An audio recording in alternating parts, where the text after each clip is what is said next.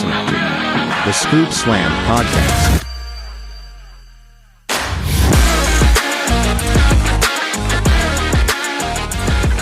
Hello everybody, welcome back to the Scoop Slam Podcast. We are back for ScoopMania in Vegas. We had a big weekend this past weekend on TikTok. Last week we had the episode with Ibu, so it's been a huge 2 weeks for the Scoop Slam Podcast. And if this is your first time listening, welcome in. But like I said, this week we've got WrestleMania 41 to break down, so probably going to be here a little longer than we are normally. But before we get too far into anything, let me go ahead and introduce my co-pilot, the co-host, the historian of the Scoop Slam Podcast. It's Ryan. Yo, Micah, ready to scoop it, slam it, WrestleMania edition. This is our third one? Number 3? I think ScoopMania 3? I think it is ScoopMania because we did. I know we did LA. We did. What was last year? Philly. I think LA was our first one. Okay. Yeah. So yeah, what? ScoopMania 3. But a lot to break down. So we typically have a little filler segment right here to kind of get our brains flowing. So next week we've got the return of Champ Contender Cut, and I've got one for you, Ryan, next week. So I'm gonna let you ponder on this. I'm going to give a teaser, and if this is your first time listening, this is basically our it's kind of a rendition of Bang, Marry, Kill, but instead it's Champ Contender Cut, and you basically pick the champ, the contender, and the cut out of the 3. So we're going with Paul Heyman guys and their tenure as a Paul Heyman guy, Ryan. We've got Tribal Chief Roman Reigns, Beast Incarnate Brock Lesnar, or Second City Saint CM Punk. And I'll just let you ponder on that until next week. Tough one for next week. So make sure you come back and join us for that. But as I mentioned earlier, we had the episode of the Ibu last week. If you haven't listened to that, make sure you check that out. It was a lot of fun, a little different than what we normally do, but I know a lot of you guys came from that, that was your first experience to us. So if that was, we hope you enjoyed it, as well as this past weekend on TikTok. I mean, we got, what, Ryan, like 2,000 followers? Yeah, it was a lot. We cleaned up, made out like bandits. Yeah, it was a lot of fun. So make sure if you are not following us on TikTok, check us out there. We stream during the pay-per-views. And we hope to keep doing that. A lot of fun. And obviously we're pumping content there as well. So if you want more of the Scoop Slam Podcast, make sure you check us out on TikTok. But Ryan, it's time. Sir. It is time. It's been time. A lot of wrestling we got to go over. A lot of wrestling. And it was, I tell you, by about hour 6 or hour 7, I think I wrote it down in my notes. I was like, man, this is where I'm really like, well, can we just get to the main event? Man, can you imagine how Shawn Michaels was feeling, man? Because he had to stay up for the Hall of Fame and then had to be up for 8 a.m. takeover. And then he had to be at both nights of WrestleMania. I mean, he probably pulled an all-nighter between Friday and Saturday. I don't see how he... maybe like 4 hours of sleep. Because what time did Stand and Deliver go on? Local, it was 9 o'clock in the morning. And so if he didn't leave the Hall of Fame until like 2, yeah, I mean, that don't leave a whole lot of room there because you're going to get there a couple hours early before it starts to make sure everything goes off without a hitch. Yeah, you got to be there early for the call time. So you got to get everything ready by like 6 o'clock in the morning, probably the call time. Jesus. Well, it's call time for us, and the WrestleMania 41 Night 1 opener was for the World Heavyweight Championship, Jey Uso versus Gunther. This has obviously been a very hot topic in the IWC, hot topic on the pod even, but I've come around to the idea that I think Jey was the right Royal Rumble winner, and I think this here kind of proved it. The fans were very on his side, which I thought was funny, considering, they turn on Cody in night 2, but they still love this white meat babyface Jey with the yeet. And it's for different reasons, obviously. Gunther isn't the star coming back for his 17th world title. But Jay was over with the people. They wanted to see him win. And I think, Ryan, I think people didn't know what to expect from this match because we have seen it, but it wasn't exactly something that you wanted to see again. And it's WrestleMania, so, what tricks were they going to pull out of the bag? Well, I thought it was a decent match, though. I mean, they pulled out a trick that nobody saw coming at the end where Jay makes Gunther tap out in very quick fashion. I don't know if that was the right move to have Gunther tap out so quick because it was so shocking. I don't think the fans knew how to react to it. Yeah. And like you said, it was so fast. Like, if it had struggled for a minute, in a long submission hold like that, the fans start rising because the longer it goes in, the more they think that you can actually get them. I guess I put my foot in my mouth there. Those in this show so far.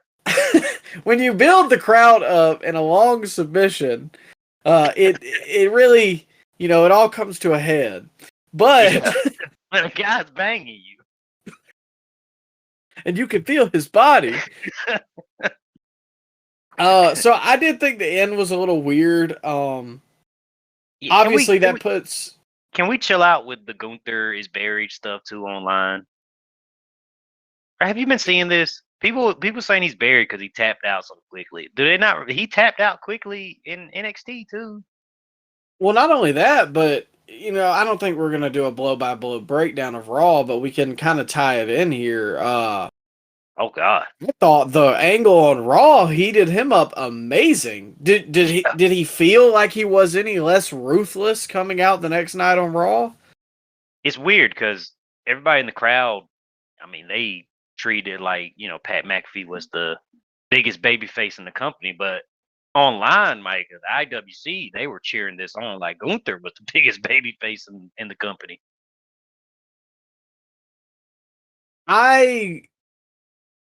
Watching this WrestleMania, I can somewhat understand the gripes with Pat. Oh, come on. Really? You're out on him? No, I'm not out on him. I can kind of see, like, sometimes he does add in a little comment that, like, is goofy or maybe not needed. But I say all that to say this, his presence still adds a lot to the commentary booth. I don't think he's in the running for commentator of the year, but I do think people check out wrestling because of him. I was just about to say that. Yeah, McAfee, he's not for us. I like McAfee, but McAfee is for, if you got somebody beside you that don't really follow wrestling, but they know who Pat McAfee is, or you're hosting maybe like a wrestling watch party, and you got, friends that hadn't caught the product in a while. McAfee is for those type of people. Man, he just sounds like a fan in the booth. And sometimes that works. And the most important thing of having McAfee there, Micah, is that Michael Cole loves him. And it brings out the best in Michael Cole. Because how many people were saying that Michael Cole's doing the best work of his career? Michael Cole and Pat McAfee is the best commentary duo in the business. And how has that changed in a whole year? I think people's online discourse of McAfee stems from maybe his, I don't know, man, his frat boy type image, Micah. What do you think it is? I think it's that, and maybe some of the politics, and I'm not really going to get into that on the show because I don't think Pat has it. Has he said anything political? I think it's more of a who he hangs with type thing. Like, he had Aaron Rodgers on the pod. He did numbers.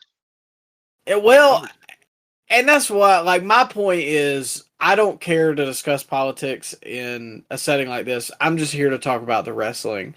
So, regardless of the way you feel about him in that aspect, like you said, there are people out there, or for instance, McAfee's show on ESPN had John Cena and The Rock and Paul Heyman on it the next day after WrestleMania. That's eyeballs. And I know that, like, wrestling fans want this to be this little community of like, this is their thing. It's a very like hipster mentality, because if you try and take it mainstream with a guy like McAfee, people are like, oh, well, no, but what does it matter about eyeballs on the product? Well, that's kind of the whole point. A lot of pearl clutching when it comes to celebrities. And people love to be different. They pick and choose, too, with the celebrities. Oh, 100%. I saw a lot of people trash talking Travis Scott's involvement, but Master P involvement on AEW tonight. And there wasn't a lot of online discourse that hated that. So I don't know, man. I hadn't checked that out. I heard about it, but I haven't seen it for myself, so I can't comment on it too much. Who the heck knows who Travis Scott is? Oh, okay, all right. But Master P, he's such a big star, Micah, right? Did people really say? Did people really ask who Travis Scott is? Oh yeah. Come on now, Mike. You know those type of fans. When Bad Bunny came in, people act like they never heard of him, and even if they haven't heard of him, they find out he's the most streamed artist in the world, and they say, "Oh, and that's not going to bring any eyeballs to the product." What? Huh? It's you know how it goes. You just explain. Well, back to Jay versus Gunther. You kind of hit on it. It was a different pace match than I thought it was going to be. Jay really wrestled kind of a different style. Like, he stood in there and he didn't flinch for Gunther. He kind of wrestled a big man style against Gunther, which is not something that Jay is known for. And you know what? And he didn't go eating around all over the entrance. He didn't blow himself up. So you knew he had his game face on, because he didn't go. I mean, he was ready. He didn't want to repeat of what happened last year. Yeah, I was about to say, I think the internet discourse probably is well known to him, and I think we all knew Jay was going to win. The submission obviously being such a shock, but you could tell that that's what the fans wanted. I do just really wish that Gunther had struggled just for like 2 minutes, and then, he goes for the ropes, but Jay drags him back or whatever, and then he taps out. I think that would have gotten such a bigger reaction. But like you said, the shock value of it was just, what? He won? Yeah. And then we got the good visual at the end with Jay and Jimmy. And everybody eating, the fireworks going off, and finally Jey Uso, somebody that's been in the company 16 years at this point, Micah. Something like that. Finally gets the world championship, well deserved, and it was a good start to Mania. So far, so good. But this is when the wheels started to come off. Sadly. Well, we got off the line, and then it just. And then we tore our ACL and to the touchdown. Yeah, Gordon Hayward style. Next up was the New Day versus the War Raiders for the WWE Tag Team Championships, and I just got the feeling that this did not deserve to be on WrestleMania. Stop. What? You think New Day deserved to be on Mania? Listen, the New Day is a legendary tag team. Yeah. But until they start putting them with meaningful guys. Like who? Well, you want to bring back the Hardy Boys? They've got to do something out. They've got to figure something out about the tag division, because. I did think they were going to bring back the Hardy Boys on Monday when they were calling out all the tag teams and saying they were the greatest, past, present, and even they were the greatest out of everybody that's died too. I thought they were going to bring out the Hardy Boys, but no, we got Rusev. Well, apparently, I'll save that for later. But I don't know how to explain it. But when I see the New Day against the Alpha Academy or the War Raiders, I just get this feeling of like 2021, 22, like the Vince era Raw.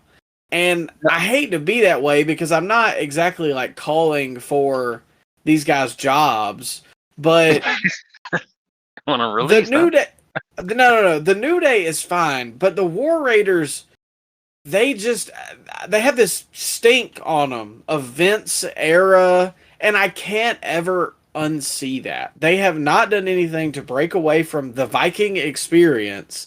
And anytime I see them, I see that stupid Viking boat that they had, and I'm pretty sure it was against the New Day. And That was good. That was a good match. come on, I can't ever unsee that, and for that reason, this just feels unserious. It feels like this should have been a Raw, and I would have much rather seen the SmackDown Tag Team Division in the TLC. I know we got multi-man matches galore here, but I mean, what's more when you've got 10? The crowd was completely dead for this match. Did you get that too? Well, did you expect them to care? I mean, for all the reasons I just listed, you know what I mean? Well, the people of Vegas, they're used to seeing the Raiders lose. So I don't know why they were so I don't know why they were so disappointed in this. Did it seem like just the War Raiders were here to shield the Clash of Clans tie-in? Was that the only reason they were on the card? Yeah, I got a feeling. And that's another thing that bothers me, because then they seem like a joke again. I didn't know Clash of Clans was still around. Did you know that? I didn't. Oh, yeah. I had no idea. I have not seen a commercial of theirs in a very long time. I never got into it personally. So this doesn't move me, but especially like when you see the champions coming out in this Clash of Clans garb, it just takes me out of it, man. Well, hold up now. You don't like when the wrestlers cosplay, Micah? You don't like that? I like the New Day's gear that was Giant Gonzalez. I thought that was funny, but I mean, it's the same reason that I didn't like Will Ospreay having that stupid Assassin's Creed intro at All In last year. It just feels goofy. Like I just don't know how to explain it. You don't like the advertisement tie-ins to the matches? No, I don't really. That's what we live in now with that's what all modern sports has now. Like you watch an NBA game and you'll see this replay is brought to you by Jack in the Box, and this particular timeout is brought to you by McDonald's, and this technical foul is brought. You know what I'm saying, man? It's just this is how modern sports is. Period. And now the mat of WWE is painted with 13 different sponsors and the ad tie-ins to every other match. It's just this is what modern sports is, man. I mean, it goes to the same token with the arenas, and that bothers me. You know, it's not the Rosemont Horizon; it's the Allstate Arena or whatever it is. But like that's crypto, not Staples anymore. Yeah, and it bothers me, but I mean, it is the way we're going. I can't.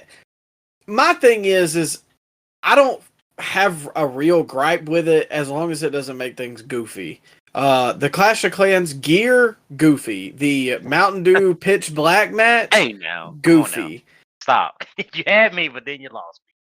No, but like just a match sponsored by Snickers, I mean, that's just the way we're going. However, I do find it extremely hypocritical whenever people are like, oh, they had a match sponsored by Clash of Clans, and what's all these sponsorships in WWE for? And then like I said, they had an Assassin's Creed ad basically in the Will Ospreay entrance. Not even that. They had the Texas Chainsaw title that Jeff Jarrett won. Remember that? And the Cracker Barrel tag match. AEW does it too. Don't make it seem like they don't. Exactly. So if we're gonna call it down the middle, and that's what we try to do here, spade to spade. But spade to spade. It just, I don't know. This didn't work for me. I didn't really care for it. New Day champs, wins. Cool. Yeah. New Day wins the first WrestleMania win for Xavier Woods, which he's been on the main roster for 12 years. And this is Kofi Kingston's third WrestleMania win. And he's been in 15 WrestleManias. And this is the first time the New Day has won a tag match at WrestleMania. The first time. Now, how many tag titles does this make for Kofi? This is 14. I think this is his 14th title reign. Is 'Cause that the most ever? Yeah, because the New Day had the most ever by themselves, and Kofi was tag champs with R-Truth. He was tag champs with CM Punk, so he has to have the record. I think Jesus. Kane has like 10, and Edge has like 12. So Kofi is up there. Yeah. Well, we move on to the next match: Jade Cargill versus Naomi. Which, another milestone. You said this was what, the first non-title women's match on WrestleMania since when? WrestleMania 22. Yeah, the Playboy pillow fight, Micah. Oh God. So almost 20 years ago since the first time we've had a non-title women's match. And, you know, for what it's worth, I thought this one was fine. It didn't set the world on fire, but it was just kind of a middle of the pack WrestleMania match. Now, do I think that this was like a WrestleMania moment or WrestleMania worthy? I don't know. I mean, I know it was a big feud. It's been kind of going for a while, but like, this to me was the part where I was like, man, like, does it really feel like WrestleMania yet? See, I would have Bianca in this match instead of the three-way the night after. I don't know why Bianca got totally lost in this. Like, she should have been part of this match, shouldn't she? I think at least in some respect. I'm fine with her being in the triple threat, but even if she was like special guest referee or Yeah, exactly. It should have it been her was, part of this. yeah, she just kind of bowed out. And now that she didn't win the title, it's like, where does that leave her with this? Because if she just kind of hops into it and now she has a feud with Naomi, that feels like we're backtracking. On another note, a lot of people hated on Naomi's new music and gear. I thought it actually looked cool. I thought it was a pretty big contrast from her glow days. But, you know, I mean, you kind of said it was like an Owen Hart throwback, which I thought was cool. I mean, I don't know if that was really the intention, but that is what it made me think of. And Jay definitely needed the win more than Naomi here. Because, I've seen a lot of people online say, oh, Naomi just turned heel. She needs a win. Bro, Naomi's been on the roster for 15 years. She doesn't need a win. She's already established. Jade has been on the roster. This is Jade's first marquee singles match on pay-per-view or PLE. And she needed a win here to legitimize herself. And it wasn't a bad match. It's probably Jade's maybe second best match that she's ever had behind the Chris Statlander match that she had in AEW. She's improved, though. Not Ricky Steamboat in there, but she's middle of the road when it comes to the women's wrestlers. And she has the look down. And that's the thing. I think a lot of people, like, a lot of AEW fans just love to say, oh my God, Jade hasn't progressed at all. And you can see strides, but I guess what's the best way I can put this? You can tell early on in someone's career whether they're going to be that kind of wrestler. You know what I mean? Like with an early Daniel Bryan in Ring of Honor, you could tell, going to be an expert, technical wrestler, going to have great matches. Same with Punk, same with Joe, same with AJ Styles. That doesn't just really come overnight. And I don't think that Jade will ever be, as good in the ring as Charlotte, but is she probably the best looking on the roster right now? And I'm not just talking about in terms of like, hotness. I'm talking about like she has the best body. She has the best physique. When she walks through the airport, you notice her. She's big. Yeah, she has the intangibles, the look. That's like 60% when it comes to making a great professional wrestler. It's the look, the intangibles, the stuff that you can't put you can't put your finger on it. They just have it. Yes. And so not about the moves all the time, man. The moves is just that's secondary. You got to have the look. You got to have the promos. The moves are important, yes, but it's not the whole package. And that's the way I feel about Jade. I think people are just real eager to pile on her because she messes up one thing in this match, and that's just ridiculous to me. The match was pretty solid. It wasn't, a barn burner. I'm not gonna ever probably go back and watch it unless I watch this WrestleMania in full. But there was a cool moment. Naomi dove off the top. Do you remember Jade catching her and then suplexing her? Yeah, and then pop up electric chair power bomb that she delivered to Naomi. Yeah. Yeah, man, all the scorned ex-lovers that are all the sickos just piling on top of Jade. Man, I don't think it's fair. No, I don't need I just don't get it. Like, if they really want to nitpick Jade, how many other women could they nitpick their work that are arguably worse than Jade? Exactly. They want to nitpick Jade, but somehow Julia Hart has improved so much. Like, come on now, get out of here. Stop it. So next up for the United States Championship, we've got LA Knight versus Jacob Fatu. All right, and now we're picking up because I was interested to see this match. I wanted to know how this was going to work because Jacob obviously has the aura, he has the moves, whereas LA Knight, is not somebody that you think of for his remarkable in-ring work. But he can go, though. He can go. I actually think he's underrated in ring. Yeah. I think a lot of people hate on him, and I thought this was probably the best match up to this point and the second best match of the night. Yeah, I agree. People hate on LA Knight because he doesn't do the flippy doodah stuff, man. But he's solid in the ring overall, and like you said, he's very underrated. And he has the stuff we were just talking about, the intangible. Yeah, I mean, you look at that guy and you think pro wrestler. He's charismatic, and it's the same with Jacob. Like, I wrote down as soon as Jacob came out, man, he felt like a star. That mask that he had, that was so cool. It was. Solo was hyping him up, and I saw Ibu post something, and it was like, it takes a lot for a guy who main evented SummerSlam to not be on the card and then come out with his cousin who's about to win the title, and it probably in the realm of things should be Solo in that spot. Just talking about, the progression of but you couldn't tell that Solo was like upset. He didn't come out with boo-boo job face on. Like, he came out there and he hyped up Jacob, and it was a cool moment. And Jacob, and then Haku at the end.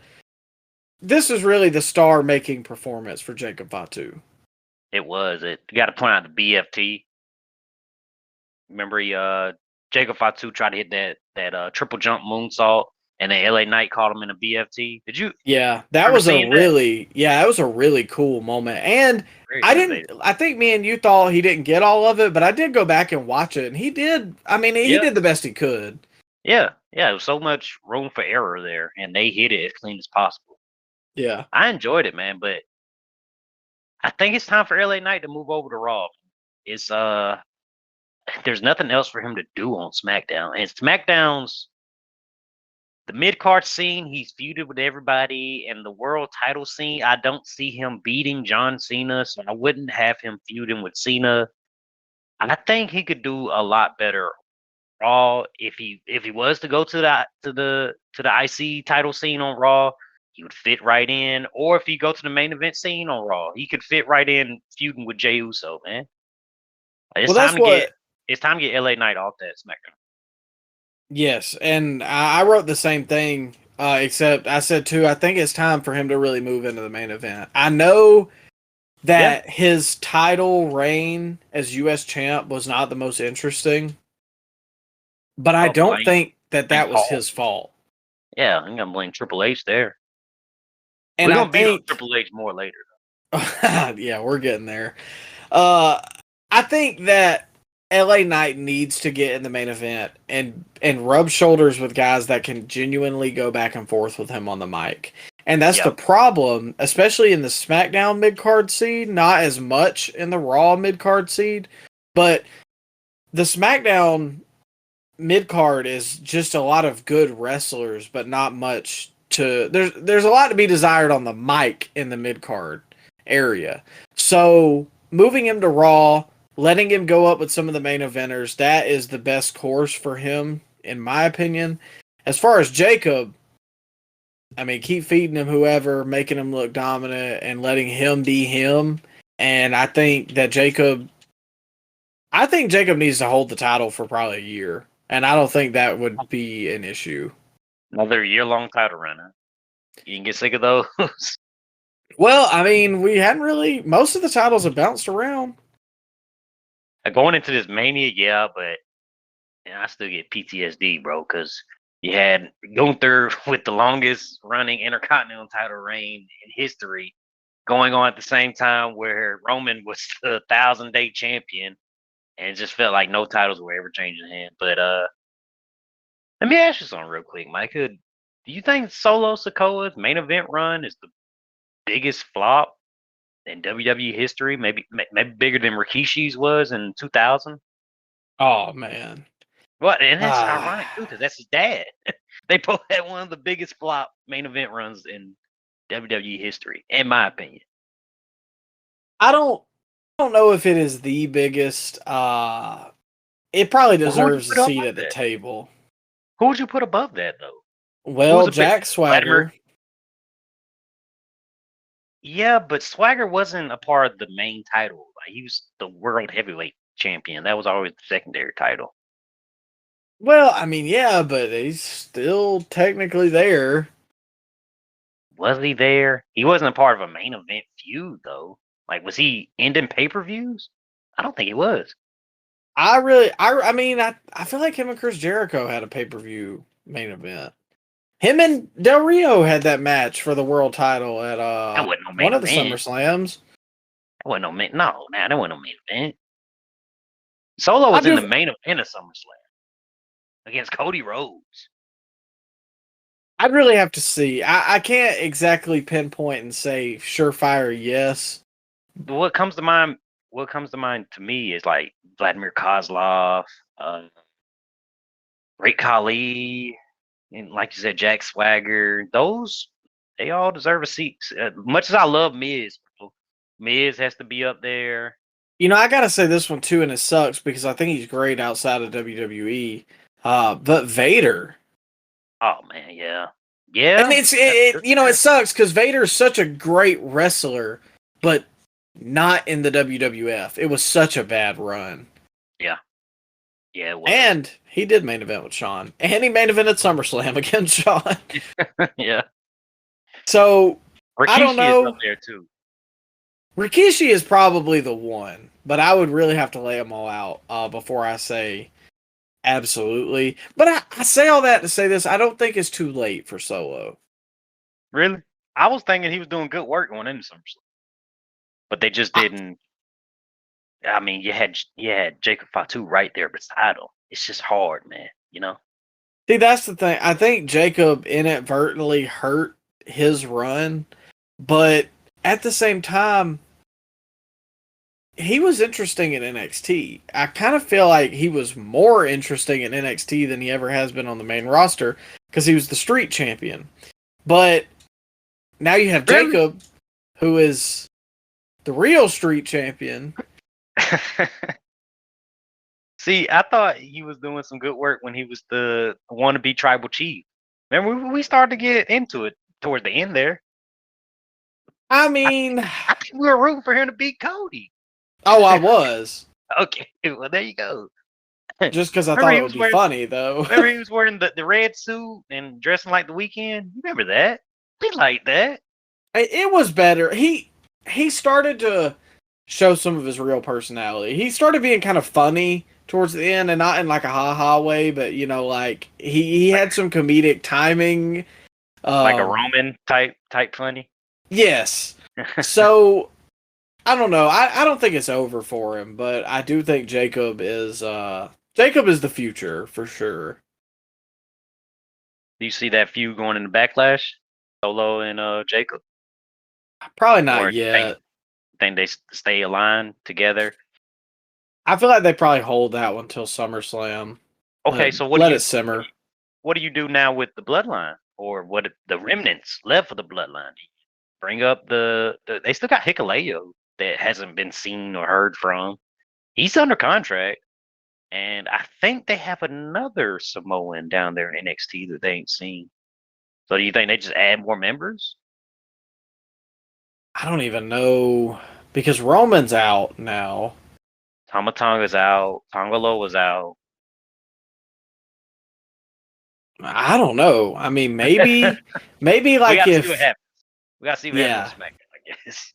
maybe if Solo and Jacob split, Jacob can bring in Hikuleo as like his enforcer, but then I don't know because that would be like it kind of gives me the same thought as like Goldberg having an enforcer, and that don't make sense because Jacob Yeah. doesn't need anyone to help him. He's, this unit. Yeah. So I don't know. We'll see where it goes. Nonetheless, good match and happy for Jacob. Good moment to see. Next up, we've got El Grande Americano versus Rey Fenix. Man. And Yeah. we got the AAA merger that we didn't really Yeah. hadn't really had a chance to talk about. I wanted your opinion on that. I get the internet fan, the fan on Twitter, and WWE's trying to ruin the rest of the wrestling world. They're trying to be a monopoly. But at the same time, what's to say that being owned by WWE doesn't get more money in the pockets of the guys that are there in AAA? You know what I mean? How much chatter? How much online discourse? How many of the IWC has tuned in to any AAA event at all? And now all of a sudden that WWE buys it, it's going to ruin AAA? I think AAA's been ruined. That's the impression I've had. I mean, their world champion is Alberto El Patron. So There you go. There you have do you think that WWE buying them is really doing that much detriment? Exactly. And I didn't hear peep about when AEW bought ROH. I didn't hear, AEW winning the indie scene by buying ROH, or them raiding New Japan Pro Wrestling of all of their top stars, Micah. I heard no online discourse about that. How is that healthy for the wrestling industry? Look at the main event scene, New Japan. Who you got? Shota Umino versus I don't even know. Who's the champ over there? I couldn't even. I don't know who their world champ is right now. Bro, they raided the entire main event scene over there, over in New Japan, but I saw no online discourse about that. And Well, you know what? see- Let's go back. ROH, they raided all of ROH's top stars to start AEW. Yeah, In fact, that's what sent ROH into the doldrums. The downward spiral that ROH was on can be directly correlated to the emergence of AEW because they took all their top stars. They took Cody. They took the Bucks. They took Hangman, Adam Page. They took all those guys. they ran all in on Ring of Honor's dime. Yes, and then put them out of business basically. But we got nothing. We got nothing but praise from AEW for all of that though. They saved professional wrestling apparently, and WWE killed it by buying AAA. Get out. The problem is you have to be a realist in this mindset. That's just the world, man. I mean, yes, it sucks to see Walmart buy out, General Goods from Micah. It sucks, but like that's the world that we live in. Yeah. And you can't ridicule one company for buying something and not the other. It's the same way that WCW and WWE used to raid ECW for talent. Ultimately, looking inward at the Mike Awesomes that go to WCW, he made more money in WCW than he was going to make in ECW. Shouldn't you be happy for that person? But no, big bad company buys another company. That's bad. Unless the company I like does it, and then that's okay. It is business 101, and you've got to understand that. So sure, I get, oh, we're handicapping what other wrestling is out there. Is there really an indie scene right now? Like genuinely? I can't think of no. I don't know what the go-to indie scene would be. GCW, I guess. Yeah. GCW, where they had 60-year-old drunken high Sabu out there taking bumps on WrestleMania weekend. Did you see that? I did. I saw a couple clips, yeah. And they had the syringe in the dick spot in GCW too, didn't they? Yeah, that was them. Or Effie playing with himself while John Moxley is choking him out. There you go.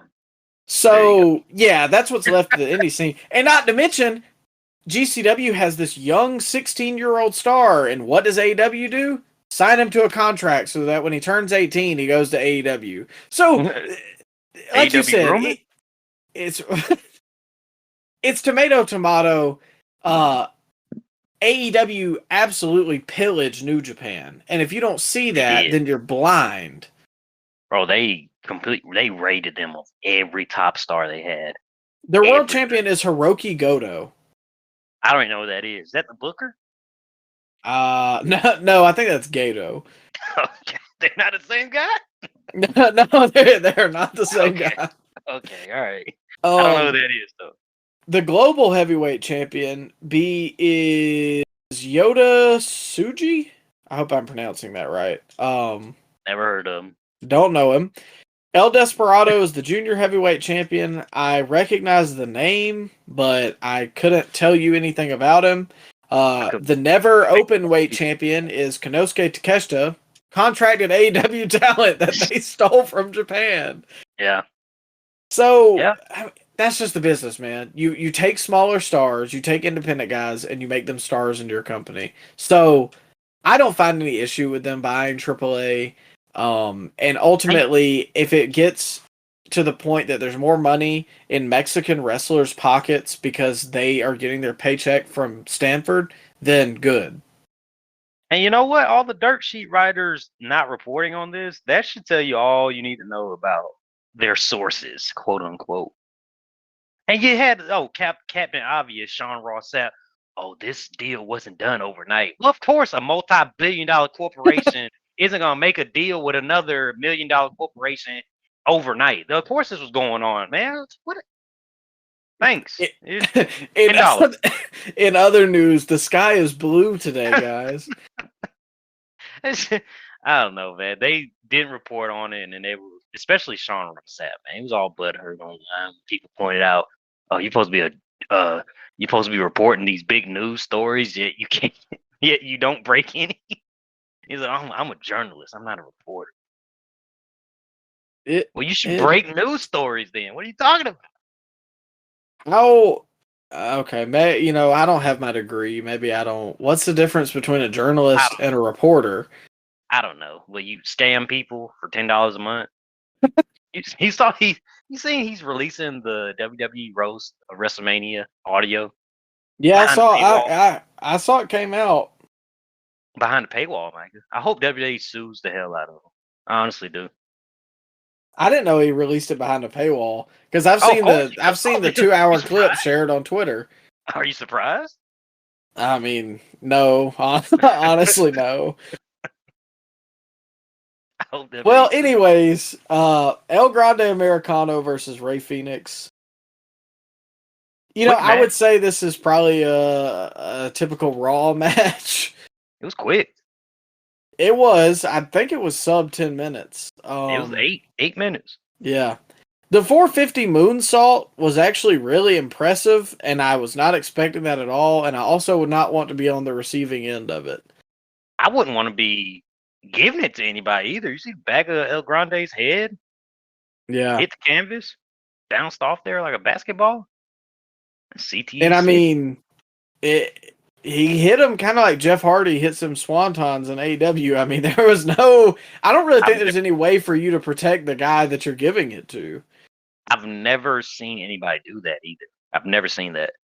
No, me either. And I'm sure somebody's done it in CMLL, but he's Rookie of the Year so far, El Grande Americano. Oh, I is don't know that where so? I don't know where they found him, but man, he could be the next breakout guy. I know I picked Dom as my next breakout guy, but El Grande, I don't know, man. Seeing future star in him. You know how pissed off people would be if in the Scoopies we put El Grande and Marcano as our rookie of the year. Do you think he competes on that Worlds Collide show for NXT and AAA? Oh You man, gotta they have should him. have You him gotta have down him there. face. You gotta have him face Vikingo, right? Oh yeah, I think so. After the whole skirmish. But a side note, how crazy is that we saw Vikingo get a WrestleMania moment this year? Would you Yeah. have put that on your bingo card in January, Micah? No, Or and not even only 2 days that, he was before in the that event? ring. Yeah. The morning of WrestleMania, I couldn't predict that. No, not at all. I was like, nothing will happen this fast, you know. There it is. So I don't. It's probably the biggest WWE acquisition since WCW. I don't. I mean, I'm not saying that AAA is in this great state of affairs, but it's definitely bigger than the Evolves and the smaller companies they bought up. Yeah, and they have a long history too. They were created in '92, I believe, and every luchador that is a big name or was a big name in America it came through AAA.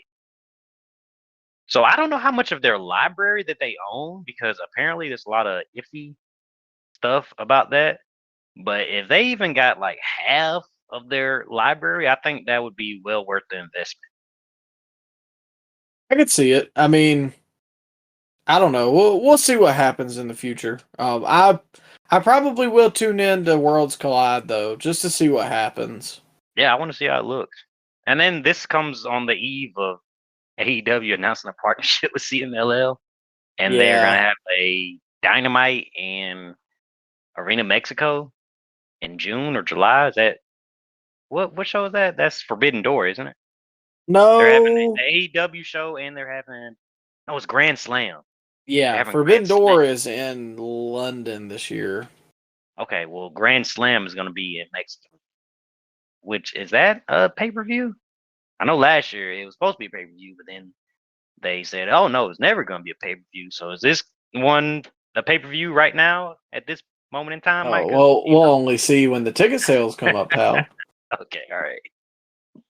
But moving on for the WWE Women's Championship, Tiffany Oh God. Stratton, your girl Tiffy versus Charlotte. Tiffy had a pretty cool entrance coming out the Barbie doll box. I did like her entrance. I thought that was neat. It was cool with the screens, and then she came out the one in the middle. That was a good idea, and it fits her Unique. character. Unique. I'll buy the LeBron Barbie doll if it ever becomes available. Like The Ken Walmart's. doll. Yeah, I'd buy that. That's probably where the good remarks end, though, Oh right? man. Yeah, pretty much.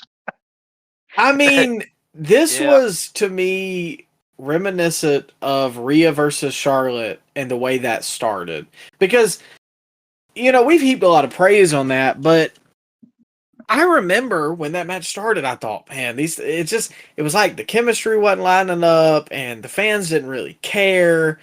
And then by the end of it, it was great. Like everything became hard hitting, and it felt like they got on the same rhythm, and they got Uh, the fans out of their seat.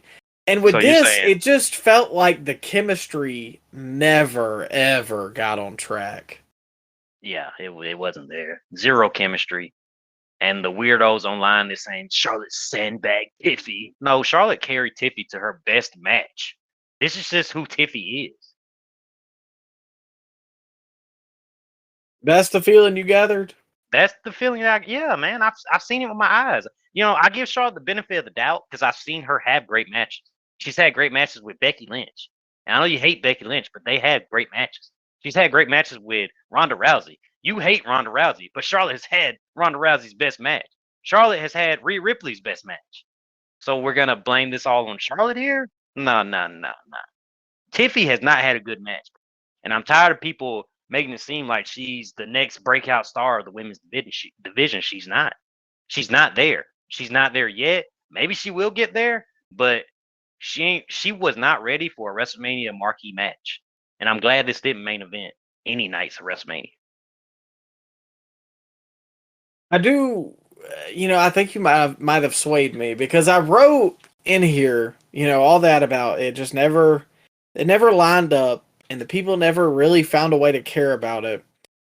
But I also wrote I wasn't sure who's at fault because I have liked both of their matches at times. And it's a little hard to discern whether Charlotte may be washed because she just came back and she had her ACL injury, or is Tiffany just not ready for the spotlight? She's not. But like you said... What match of Tiffany have you been impressed with, Micah? One-on-one matches. Multi-man matches does not count. I don't exactly remember, I can't pinpoint anything, but I know that we have talked about some, and I've been impressed with her in the past. With her dives off the Elimination Chamber or dives off the stage. Yeah, you've been impressed with that. Maybe the gimmicks, but man, her matches just stink, man. She's not there. She's not ready. Her promos sound wooden. She hasn't evolved as a character, as a gimmick. And yet people want to put the blame on Charlotte because what? She had plastic surgery?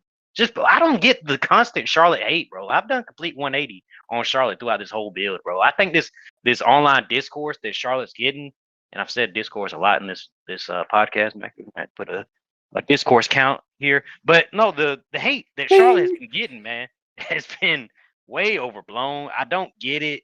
It's weirdos online. Yet when I don't think Charlotte deserves any of this. Maybe she likes the spotlight, but okay, doesn't every main eventer like the spotlight? What makes that different than Becky Hogan wanting the spotlight or inserting herself into the Mania match and screwing over Bayley? How is that any different? Well, what's really funny to me is I have probably done a 360 in the past weekend because you're out, now you're back in. Yeah, just when I thought I was out, they pull me back in. So I was on the side of man, it is kind of dumb that Charlotte comes back and does this all the time. And used to, I was like, but she has a presence, and she, I hate to say it or be like this, but the Flair name carries weight, and it does matter. And people outside of wrestling, I took Hannah one time, we all went to that SmackDown, and Hannah, one of the things I remember her saying is it's cool to see Charlotte Flair because she is a Flair. And I was like, but I don't know. Maybe all these people are right. Maybe she's self-serving, and maybe she's just a douchebag backstage. And then on night 2, I seen Becky Lynch come back and steal Bayley's spot. And even then, I was like, you know what? The lady cried in the front row. Whatever. And then the next night on Raw, they lose the titles and Becky turns on the girl? Nah. Take all the Charlotte hate and multiply it by 10 on Becky Hogan, dude. And she sucks. She is worse than Charlotte. Yeah, she's had some bad matches. She's had some really bad matches. Becky, I mean, she hasn't had nearly the good of as a catalog of great matches that Charlotte has. Becky has been washed up for a while now. The man stuff was good in the moment, but I don't think it had the staying power that they wanted it to. And quickly it became forced and just it got stale pretty quickly. And her promos are maybe only a half step better than Charlotte's when Charlotte has time. Yeah. Yeah, I agree. I think Charlotte has surpassed her on the mic with sounding natural. A lot of times Becky just doesn't sound natural when she's giving the lines now. It sounds like she's forcing the tough guy act. I don't buy it, man. And like I said, it got old really fast when she was the man in 2019, 2018. It got old real fast, and then she came back again, and after she had the baby. She was big time Bex for a little while. That was good for a little bit, but then she turned back babyface and then became stale again. Then she went away for a while, and now everybody seems to forgot that she inserts herself into a lot of main event scenes, man. She's been forced upon us for a very long time now. Oh yeah, and I mean the worst you'll see about Becky Lynch is people call her Becky Hogan, but they don't trash her in the way that they trash Charlotte Flair. I mean, Yeah. these people make fun of her for a divorce, her plastic surgery, Yeah. and Like I that's all mean, that's out of bounds, bro. That's come on now. But people want to get online and rest in peace, Hana Kimura. But then want to just bully Charlotte Flair, bro. Like, come on, man, give her a break. Let's keep it in bounds. Keep it about the in ring work. 'Cause why do we have to bring up what goes on outside? and I just yeah, and we'll get a little more to the Becky stuff, but it definitely deserves a shout in the Charlotte match. But nonetheless, this match Charlotte should have won. not very good. I was hoping Charlotte would win. Half because I just want to see the meltdown online. Oh man, they would have set the seats on fire. But that brings us to the night one main event. CM Punk versus Seth Rollins versus Roman Reigns for the custody of Paul Heyman. Oh man, a great video package of Punk to start the match off.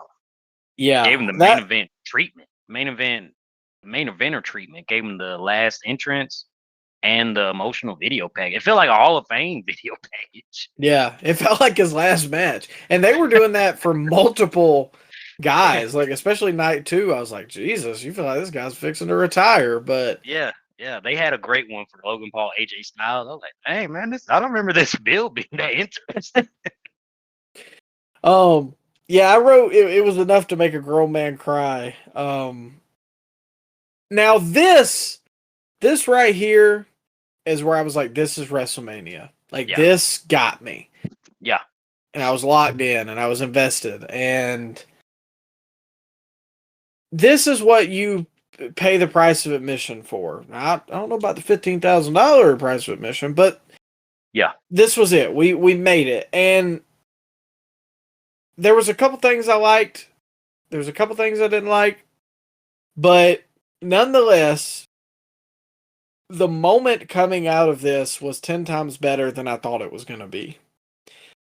I thought that we were hesitant too, because we talked about this ending possibly happening, that Heyman aligns himself with Seth. And I was 50-50 on it. I had to see how they did it. You were hell bent on, I don't want to see this.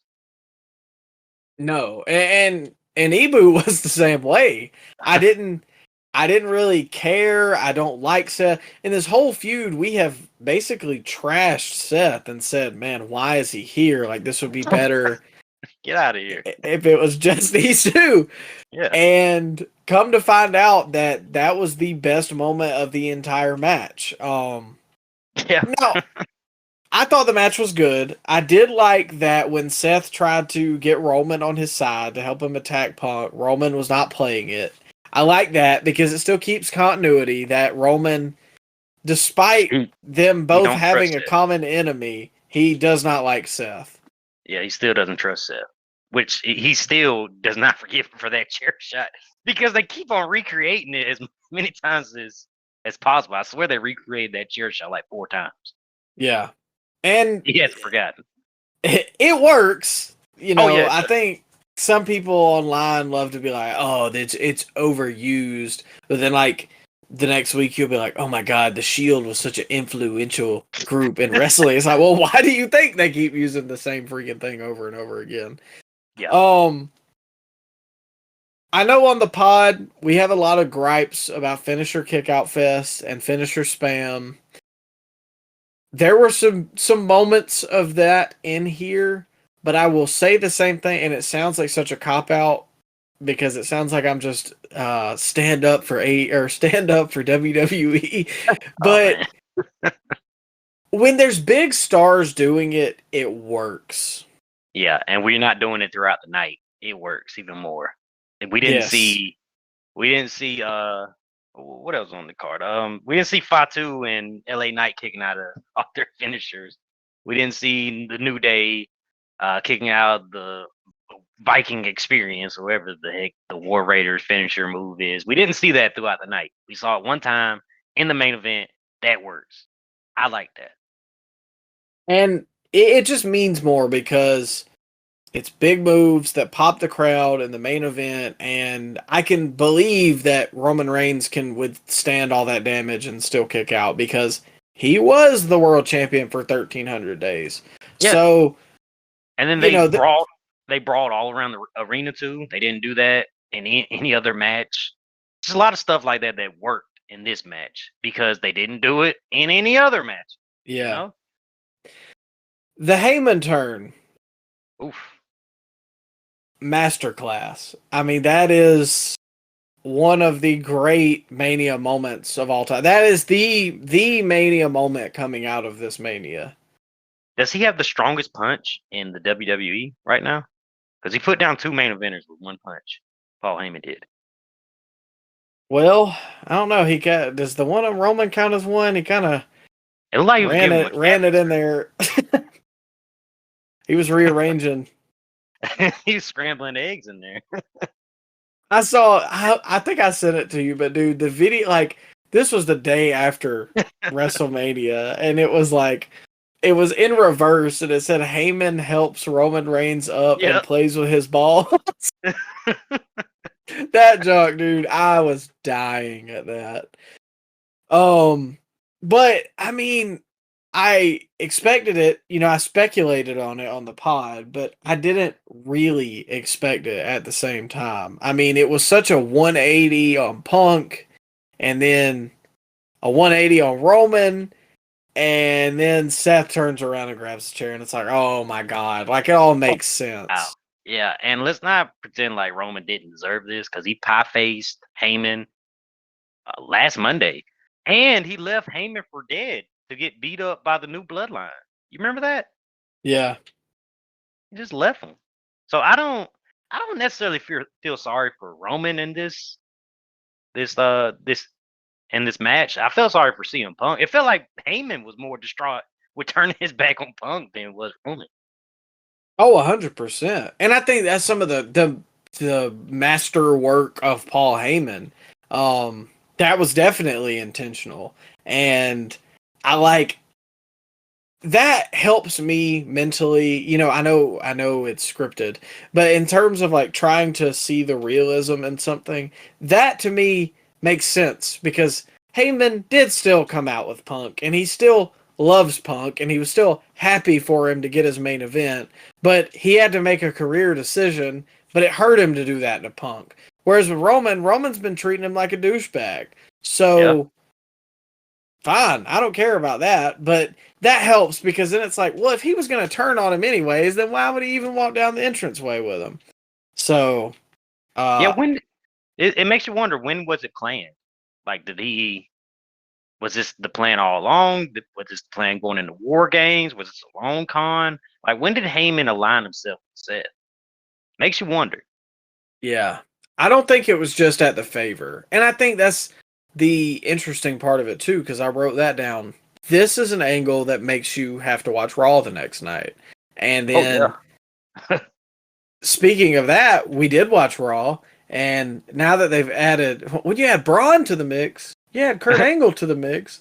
Now that you add him in it, now where do we go? You know what I mean? Like, this is probably the most interesting thing in WWE right now.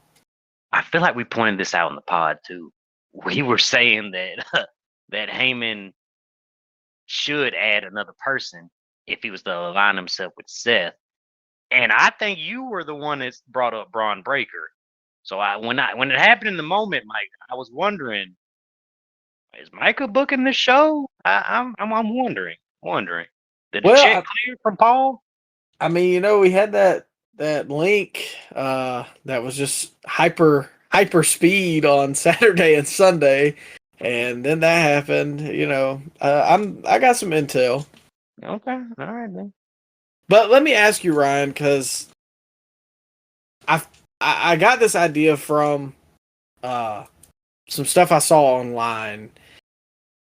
Now that the bloodline has kind of fizzled out, it does kind of feel like we need a new group. And I feel like Triple H likes groups to book around Judgment Day, Bloodline, stuff like that. They need a tag team, I think. And who do you think could fit the mold? A tag team? Yeah. Well, of course it got to be Seth and Braun, I would assume. No. I'm talking about adding a Adding tag team to the group, make it a 4-man. Okay. You talking about adding a tag team to Seth, Braun, and Heyman? Yeah. I was thinking about this, man, because you've seen some people online saying, "Oh, maybe you add Fraxium in there because they have history with Seth. Nathan Frazier does. Seth trained him apparently, but I don't think that fits the mold here. Fraxium's like 5'6" each. No disrespect to Fraxium. That's like adding Paul London and Brian Kendrick to the Hurt Business. It just wouldn't work. Maybe the New Day actually, because I think one of the biggest travesties that Triple H has had throughout this whole entire WrestleMania booking season is the complete lack of New Day's presence after that big heel turn. And I think aligning themselves with Seth and Braun Breaker and Paul Heyman, now that they're tag champs too, that would do them a lot of good in the long run, and it would add some legitimacy to this new faction that we got going on. I could see that. I don't know that they'll go in that direction, though I do agree with you. The heel turn was such a big moment. I mean, like, people were all over that. Bro, they lost their heat too. They're not getting booed like they used to. They lost all the heat. So I think that could help them. It's a hard toss-up. Like, I'm not familiar enough with NXT to know if there's another team that really fits the mold outside of Fraxium. You want Hank and Tank in the new Dangerous Alliance, Micah? Is that what you want? Yeah, I don't know about that one. So then I got to thinking about some SmackDown teams. Okay. Which I think Theory and Waller are young and intriguing. I like that. But I don't know that I can buy Waller in that setting. You think they should kick out Waller? I don't know. Because then I thought you got a young guy, a younger guy, or a little older guy. So what if we added some real experience with the Motor City Machine Guns? I don't think that would work as far as... I've never seen Motor City Machine Guns as a heel tag team. See, that's what I thought too. So then I thought, well, what about the Street Profits? Well, if you're going to do that, they just turn back babyface. Exactly. So there's a lot of variables, but I feel like they need somebody, but I don't know that there is like a surefire, this is the team. This is who we're going with. I like your suggestion with Theory and Waller, though. I think there's still something there with those two. And, I think Theory got a little... He got the fan base on his side after he got squashed by Jey Uso, at least on the IWC. He got some brownie points there. So I think there's some goodwill with the fans. They want him to be a part of something big. So, yeah, man, I can see that, your suggestion of Theory and Waller. I wouldn't hate that. I think it's probably the best fit. But I would it's the same thing with Heyman and Seth. I need to see it first. So we'll see where they go.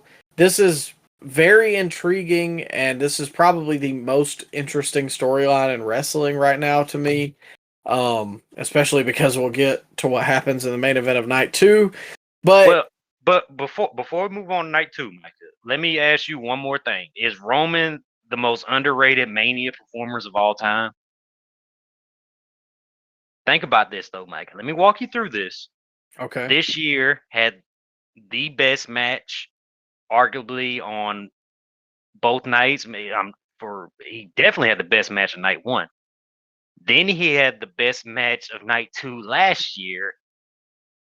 and he had the best match of night one last year, along with the year before. He had the great match with Cody. He had a iffy match with Brock the year before that, but Roman was supposedly hurt. The triple threat match he had with Daniel Bryan and Edge was great. You take it back all the way to the WrestleMania 31. We had the Roman versus Brock. That was another great match. So I think Roman, probably the most underrated Mania performers of all time. Especially when you compare him to another main eventer that's had a bunch of WrestleMania matches. That's John Cena. When you compare John Cena's catalog of WrestleMania matches to Roman Reigns, it's night and day. It's funny because I was thinking of another guy, Triple H. Because when we were going through all these WrestleManias, it was like, God, Triple H has got a lot of stinkers on WrestleMania. But then you look at Cena, he ain't innocent either. Yeah, and this one didn't really help his case. That solidified it. There you go. I think he's up there. He's no Mr. Wrestle, he's no Shawn Michaels, but I think he's not Shawn. His positives are starting to outweigh his negatives at WrestleMania. I agree. But that brings us to night 2 of WrestleMania 41. Io Sky versus Bianca Belair versus Rhea Ripley for the Women's World Championship. There was a lot that happened in this match. I didn't write anything down for this, but there was a lot that happened. It was very fast. Yeah. First, Rhea's gear I thought was really cool. It was the Batman Who Laughs, like based off of that. It was really, really neat. I know we talked about the cosplay earlier, but Clash of Clans is a little different. So I thought that was really cool. Again, it's different when Rhea does it, huh?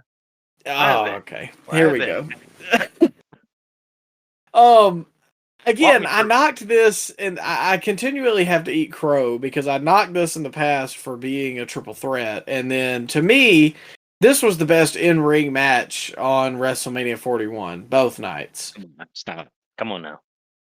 No, I'm serious. Listen, I objectively think the Punk match is better because of what happens, and I'm more likely to go back and watch that one.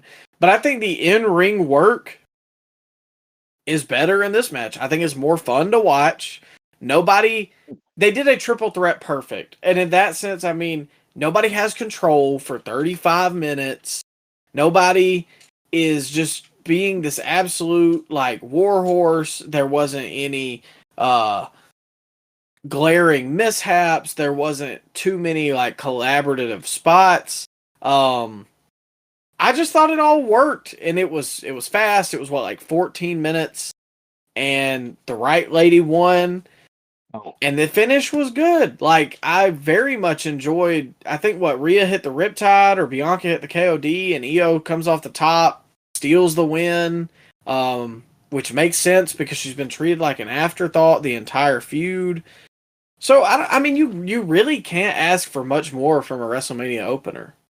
I would have had Bianca win. I don't think Io was the right person to win personally, but yeah, it was fast paced. I give you that. It was a good match. I don't know about best match on WrestleMania.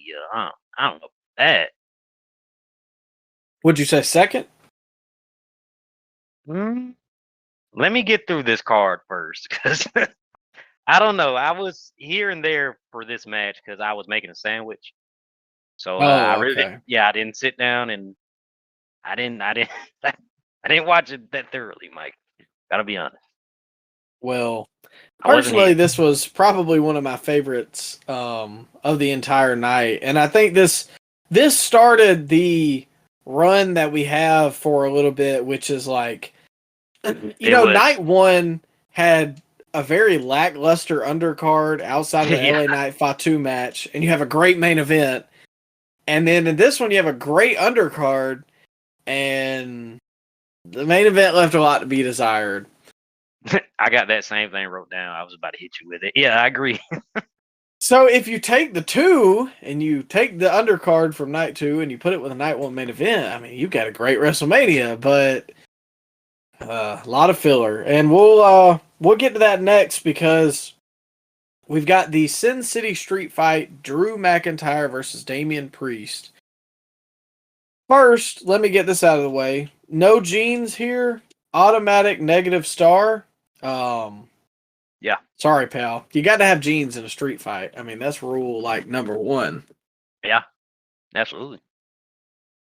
Secondly, this wasn't bad, but this kind of took me back to night 1 of just matches that are on WrestleMania.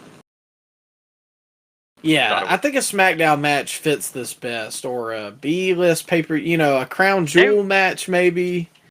I thought they worked hard. I think Priest, he actually works well in those street fight, no holds barred situations because he's had good matches with Bad Bunny in the Puerto Rican street fight, wherever they called it. And I thought he had a good match with Finn Balor on like the second episode of Raw on Netflix. It was a Falls Count Anywhere match. I think he works well in that type of environment. They finally paid off the storyline they've been building, maybe indirectly, for a year plus with Drew and Damian. Right guy won. Drew got his viral selfie with Priest during the match. I didn't think it was a bad match at all, Mike. I thought it was pretty good. It wasn't bad. I mean, it was better than anything outside of the 2 good matches on night 1. It just, I was very uninterested in the feud. And you hate Priest, that's why. Yeah, well, see, that's the thing. You say he's great in street fight matches, but the problem is what about after that? What about in not street fight matches? Well, that's when you fast forward, pal. I like the guy. I really do. I think there's something interesting about him. But it is one of the weirdest cases where the guy has such a great look and he's very compelling to me. Like, I think on the entrance and the presentation is a 10 out of 10.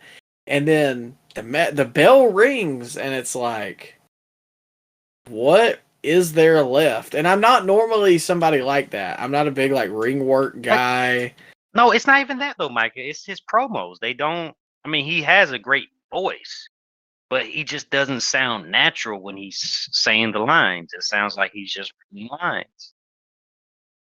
Well, I think he's also hindered too because, and I wrote this down, believe it or not, both these guys were world champions last year. And I don't feel like it felt that way coming into WrestleMania. No, not with. Actually, Priest, when it's all said and done, he's probably had the most memorable world title reigns everybody last year. Or the last 2 years, because I think Rollins had it, McIntyre had it, Gunther had it, and then Priest had it. So I don't know. I think Priest probably had the best world title run so far. Oh man, am I lying? I put Gunther's over him just because so many of the Priest matches felt like filler, second fiddle, or he botched. What about Gunther? Gunther's had nothing but filler feuds since he's been world champion. Yeah, but I don't know how to explain it. Gunther felt like a world champion. Damian didn't feel like one to me. Okay, I get you that. I don't know. I'm just it was okay. I won't just absolutely decimate it, but we move on to the Intercontinental Championship match. A very, very anticipated match for me. Finn Balor versus Dominic Mysterio versus Penta versus Braun Breaker. Man, did the crowd turn heel during this match? I think this is where they started because they didn't really let off going on the rest of the night other than Becky, I would say, and Logan. Yep. But I mean, this, again, like, I know there was a lot of multi-man matches, and I know that this WrestleMania went 4 hours, but the match times were great to me. Because like this went 10 minutes, and no Fatal 4-Way should be 35 minutes. I'm sorry, it just doesn't make sense. there's so many opportunities for you to lose. There's so many guys getting hit with big moves like immediately into it because you don't know what else to do because there's so many people in the ring. And I thought the match times were so expertly planned for there to be 30 minutes of filler between every match. But this being 10 minutes was absolutely perfect. I mean, it doesn't stay past its welcome, and everybody shines, and nobody has to be a goof kicking out of everything. Yeah, I agree. People that call them for 20, 25-minute matches, bro, are just insane. Because I don't want to see a 6-hour wrestling show where they kick out of every single finish and they do every single move they know. Because that just makes the bigger main event guys feel like, undercard guys. It's fine when Punk and Roman go 30 minutes. It would have been fine for Jacob and Solo to go 20 to me. But I can't justify Jade and Naomi going 18 minutes or Americano versus Rey Fenix going 18 minutes. I mean, that's not what this is about. No. Sometimes less is more. And I thought that's really what this Fatal 4-Way was about. They got the high spots in. Everybody shine. Yeah. And Braun Breaker, I don't know if he's hell-bent on killing Carlito, but he was a wrecking ball in this match. I did put down poor Carlito. Braun Breaker, he had something to prove, man. He was out there like a wrecking machine. He knew that he was about to be involved in a big angle. And see, that's the thing, too. Like, I know him not taking the pin helps, but just his performance alone, I don't feel like Braun came out of this any worse for losing. I don't think anybody did, other than Finn. But, I mean, how much lower can you go? The bar is in hell. He took the pin, too. Exactly. That's why I said, I mean, we call him Finn Balor for a reason, man. The bar is not any lower for Finn Balor. But, yeah, man, going back to Braun, he didn't lose any credibility. And then the next night, he got a bump in credibility by laying out two of the biggest stars that this company has ever produced and laying out Roman Reigns, which we hardly ever see Roman look vulnerable like that. And he laid out CM Punk, man. And it's just crazy how one night can change everything like that. Yeah. And speaking of that, one night changing everything, Dom winning. Immediately, he's somehow a babyface. This is what everybody wanted. Everybody was so happy to see him win, yet he's been getting booed for months. Yeah, I don't know how I feel about that. I don't want him to be babyface, but the crowd is just gonna just cheer. Maybe it's just a one-time thing because we had all the smarks at WrestleMania and the smarks at the Raw after WrestleMania. Hopefully, it doesn't continue when they go to like Lincoln, Nebraska, or Corpus Christi, Texas. I don't want Dom to be cheered, man. I don't want Dom to be babyface. He does his best work as the sleazy, edge type, ultimate opportunist type guy. He does well with that. I don't want him to be babyface at this point. I can see. I just need to see what he does as a babyface because his first run was really Ray's son, and that was his gimmick. You want him to be? You want this to be babyface Judgment Day? No. I really don't want the Judgment Day at all anymore. But Eddie was kind of the. He was still kind of a sleazy, do whatever it takes guy, but he was still a babyface. The people still enjoyed seeing what Eddie had to do. And then I think it could make it that much cooler whenever he does turn and he has this mean streak. Which I don't know, maybe he needs to add a couple more pounds before he has a mean streak, but it is kind of an odd moment, isn't it? Because it's a very cosmetic business. And Dominic Mysterio does not fit the cosmetic, he's got tattoos, but he's not jacked. He don't really have a lot of definition in his arms, but he kind of reminds me of like a CM Punk. Like the people, it don't really matter that he's skinny fat because the people like him and he's captivating to watch. And so for that works. Kind of looks like a Waffle House cook. Somebody that Yeah. you know that he can't whip nobody. But yeah, it just works. I don't see. I think there's more mileage in that as a heel, though, as a the cowardly heel that hides behind his woman. I think that there's more mileage in that right now than if he was to just drop everything and just be babyface. Yeah, I agree. I think they're still going in that direction because he fought Penta on Raw, so I think they're not fully locked into turning him babyface yet. I think maybe they have the same idea that you do, that WrestleMania was a smart crowd. They want what they want, and they're not going to take anything else. So we shall see. He spent the block to go celebrate with the crowd again. I thought that was funny. Yeah, that was such a cool moment, though. Like, you could tell he just didn't want that to end, and I thought that was really cool, especially, too, because Finn had to sit there like a chump again while Dom celebrated over him. Next up, the very... I'm just interested in what you have to say about this, let me say that. Randy Orton versus a mystery opponent that we all came to find out was the TNA World Champion Joe Hendry. And I thought the finish was funny. Yeah? That wasn't really what I was expecting, though. And I think honestly it is what I should have expected. Joe Hendry? I don't know if I was expecting that. I don't know if anybody was expecting that.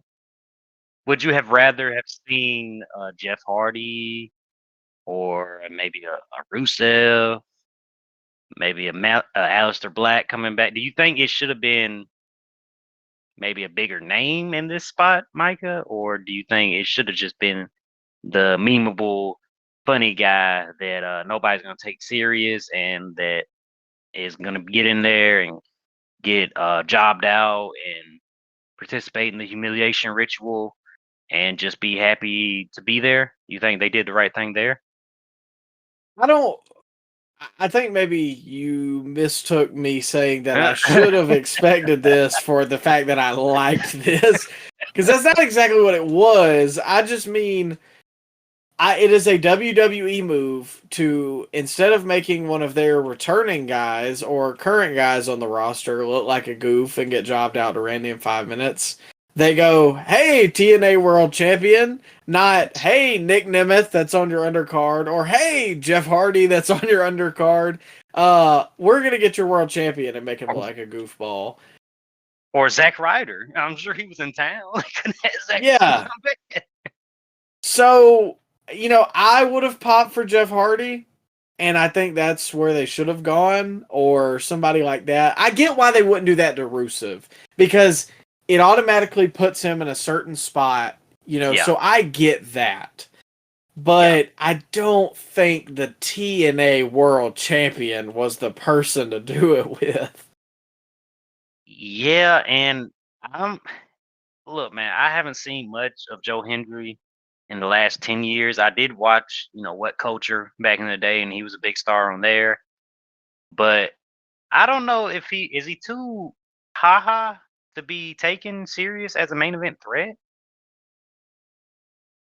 Well, or is he more like Rock, haha, where he can, do the concerts and make the jokes of his opponents, and he can still be taken serious in the ring? Is he more like a that type guy, Micah, or have you not seen any of his work and you can't have a educated comment on this? I really can't have an educated comment on it. Judging by what I saw at WrestleMania, I think the gimmick is the gimmick. Oh man. Is he one of those ironic wrestling fans, wet dream, where he just had nothing but comedy and has unfunny backstage segments that they think is the funniest thing in the world that you can't show to anybody else? Is he one of those type? That might be the train of thought I'm going down, because no. I mean, I thought the Joe Hendry stuff was funny like the first couple times I saw it, and then it just got like really played out.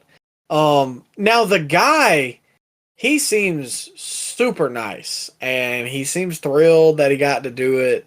Yeah, maybe a But little too nice because I don't know if any other world champion in the history of the business pre 2000 would want to just come in and get jobbed out like that.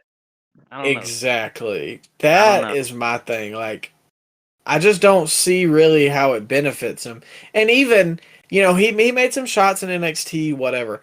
Even if he gets hired by TNA in a couple years, or by TNA, by WWE in a couple years, that's still where I'm gonna see him. You know what I mean? And we'll get to older stars crushing stars of today in about 3 matches. But Yeah, um, yeah. But then again, Micah, if I play devil's advocate, I do remember Walter Gunther's main roster debut. He came in and lost to Drew McIntyre within 3 minutes. So I don't know. Maybe he can turn it around. I've seen a couple of his backstage segments in TNA. I haven't watched much of his matches, but he's probably gonna have to steer away from that clap sing song parody type gimmick that he does. We'll yeah, see. it was interesting, but we'll see what happens for TNA Randy, World Champion. Randy RKO'd him again too after he got him up. Yeah, After that he was the pinned real like. Hey, get up, little buddy. Take this RKO. Yeah, Because I thought, like, man, you got him enough. Like, the finish was good. The camera yep. zoomed in on him, and you RKO'd him. I don't think the second RKO was necessary. But it really felt like the Triple H beating Sting at WrestleMania 31, where it's like, Now this, oh now boy, this was that pesky WCW. Aren't you sure glad we're better than them? no, this was worse. I saw some people online saying that they should have brought in Matt Riddle for this. Oh That would have been, God. you know what? If he would have beat Matt Riddle like that, and then we never saw Matt Riddle again, at least it would have ended that story that he had with Randy. You remember RK Bro? You know, I You tell me sure. they couldn't give Matt Riddle a payday one night in Vegas? He's from Vegas. Okay. I would have Yeah. been. Matter of fact, I would have been more okay with that, even though I despise Matt Riddle. But if he would have got RKO'd and then got back up and RKO'd again, you would have been happy. Yeah, I think that would have been a little justified. Yeah. But we move on. Logan Paul versus AJ Styles, and Man. this is where I wrote, boy, this is a long weekend. Yeah, I was starting to feel it during this match. Good video package though. Yeah, It was missing the fun stuff that Logan Paul usually has in his matches. Like the prime bottles and I don't know, the fan engagement. It just wasn't there. We need to start holding AJ Styles accountable for all these, kind of meh matches he's been having over the last 5 or 6 years. that was something I wanted to say, and it hurts because AJ is one of the greats. He had a great Um, match with Cody last year, but I mean that was one time in the last 5 years that he's had a great match. I almost want to apply the Charlotte philosophy. Like, maybe I've seen AJ have great matches. Have I seen Logan have just absolutely 5-star matches? No. But I think But Logan has been good recently, and AJ has been yeah, eh. yeah, and Logan has great WrestleMania matches. Like all his WrestleMania matches been really, really good or great. He had a match with was it Randy and KO last year? That was great. The year Yeah. before he wrestled Seth in a really, really good match. So I don't necessarily think we have to put the blame. I know the cool thing online is to blame Logan Paul if anything goes wrong in his matches, but yeah, I don't think this one's on Logan, man. I think AJ Styles and his reputation of an underwhelming WrestleMania performer, I think this is starting to become a pattern. And this may be AJ's last marquee one-on-one singles match at WrestleMania, and this is a very bad way to go out if it is. Is it? But are we really talking about AJ's lackluster WrestleMania matches, or are we just at the point where it's AJ's lackluster matches? I mean, it sucks. It really sucks to say that, but like, I just ever since I've gotten back into wrestling, I have a hard time finding AJ interesting.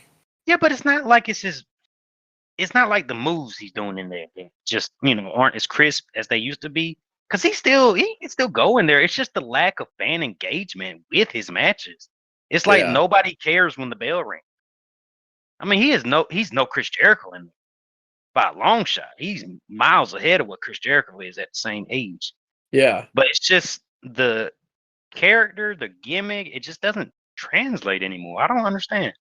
I think the problem is because one of the guys at work,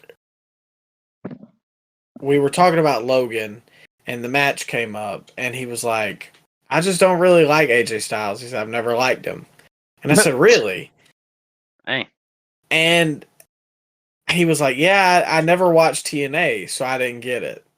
And I think that's the state that we're living in as wrestling fans at this point, is there's a lot of fans now that are either too young or are getting back in or are new to it. And they just they didn't see TNA AJ. And if you didn't see TNA or New Japan or Ring of Honor AJ, what really has WWE made you care about him for in the past 5 years? Yeah, about 7, 8 years, yeah. And so it sucks. I love AJ, but that's just the state of affairs now. And the Karrion Kross interfered in this match too, which I don't think was needed. He got him WrestleMania payday. Did you see his talking smack level shoot promo? Yeah, man.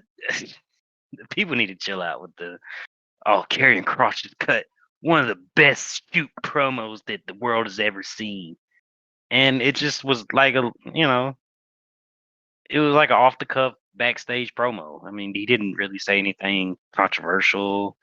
He didn't make me become more of a fan of his. Karrion Kross has never done it for me, and he still hasn't done it for me. And his matches are still blah. And I know he's trying, but I just don't think it's there. I don't think it's there at all.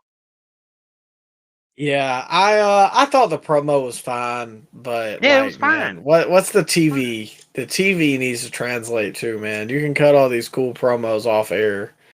Yeah, it's just it's not there yet. I know he tries and they try, but they're starting to be tryhards, man. I'm not feeling it.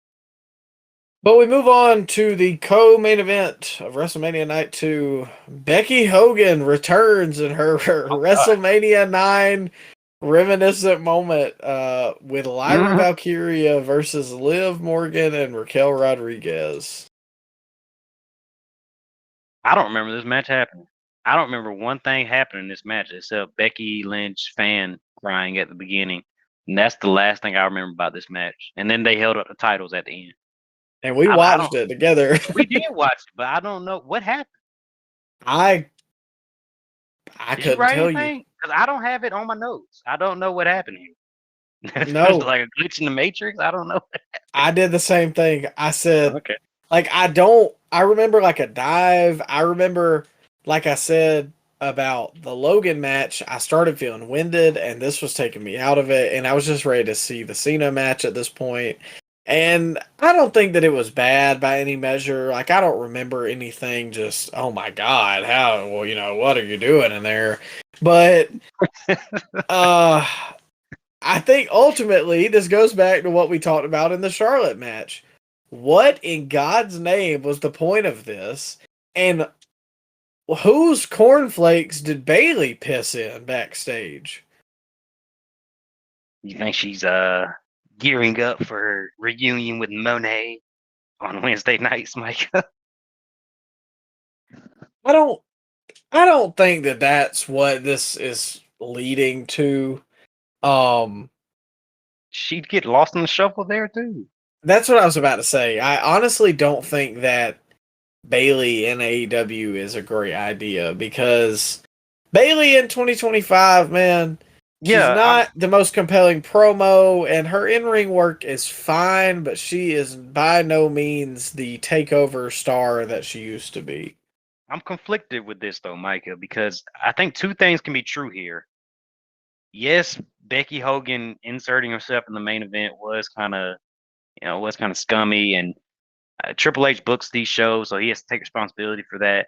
But on the other hand, I don't care about Bailey, so I don't I don't think it was necessarily a bad thing that she got took out.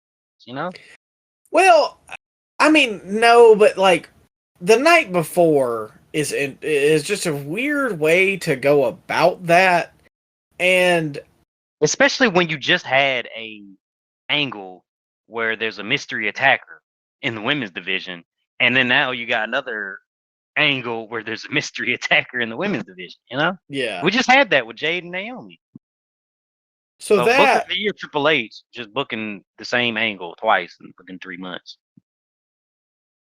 And I don't know if you saw this too, and I know it's scripted, but she had an interview where she was kind of like, you could tell Bailey was kind of bothered by it.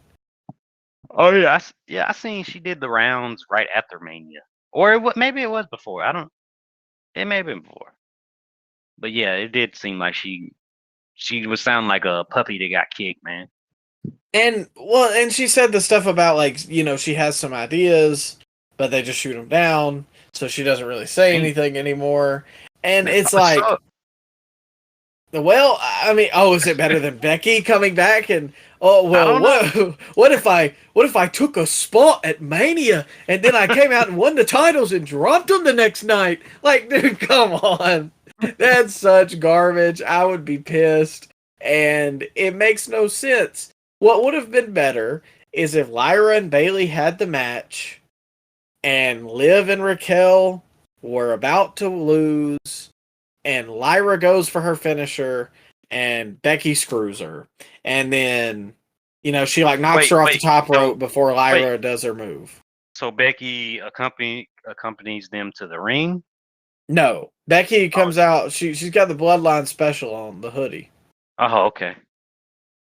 So she screws them out of the win, then she beats up Lyra after the fact, while we'll say like Bailey's incapacitated on the outside or something, and then Becky is now a heel and she's returned.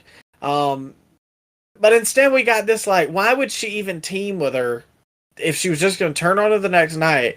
Because ultimately it was Lyra's fault that they lost on Monday. So was the plan to just be okay if they won? Well, hold up now, Micah. Let me push back a little bit.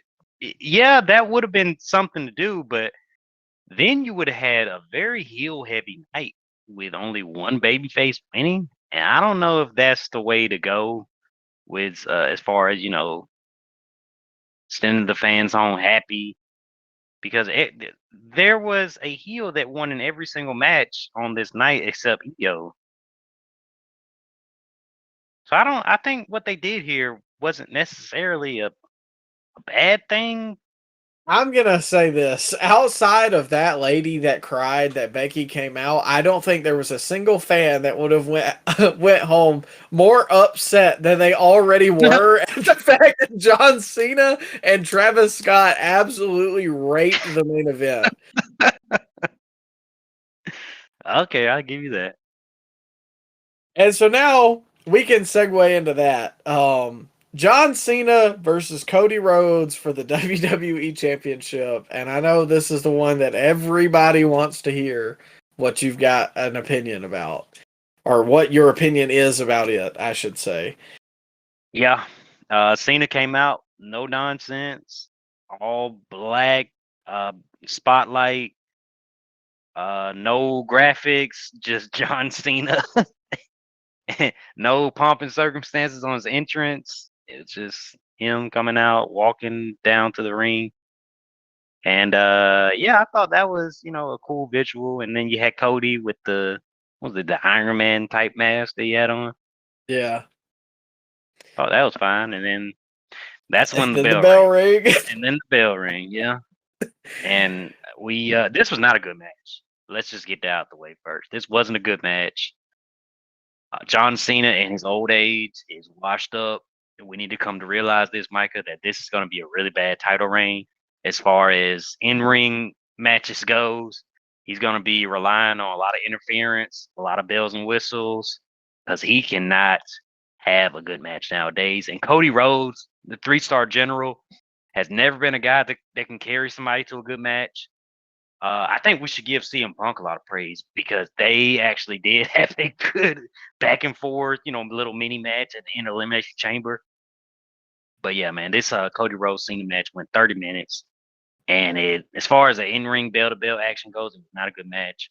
And you had one of the worst. I'm not even kidding here, Micah. I've watched wrestling for 24 years.